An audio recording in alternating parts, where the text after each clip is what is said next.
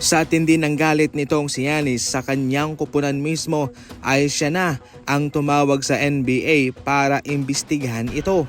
Ito ay marahil healthy naman siya pero hindi siya pinapalaro.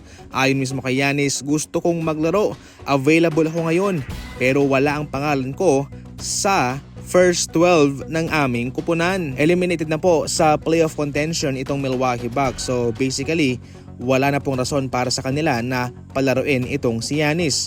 Pero syempre bawal po yan sa NBA dahil wala siyang injury, okay naman siya. Pero bakit hindi nyo pinapalaro ang isang player? Para sa Milwaukee Bucks mga idol, naintindihan ko kung ano ang kanilang gustong gawin dito. Kanilang iniiwasan lamang na magkaroon ng injury itong si Giannis. Baka siya'y masaktan. Wala pong may nakakaalam dyan.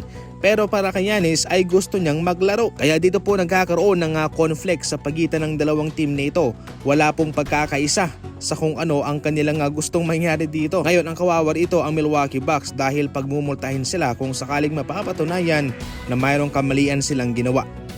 Samantala, inaasahan naman na bibigyan ng Detroit Pistons itong si Jalen Duren ng nasa $210 million na extension sa off-season. 22 years old pa itong si Duren mga idol at nag-a-average ng double-double. 19 points and 10 rebounds per game sa season na ito. Walang ibang rason kung bakit hindi nila ito bibigyan ng ganyang kalaking halaga.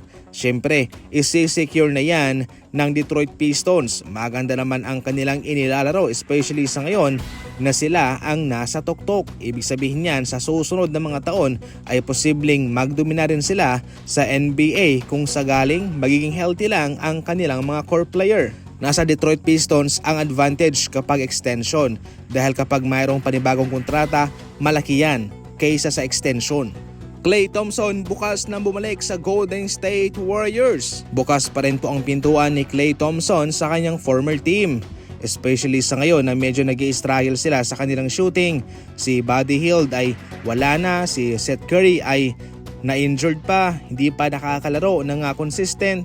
Samantalang si Moses Moody ay na-injured naman. Ngayon, nasa Golden State Warriors ang desisyon dito kung ano ang kanilang gagawin.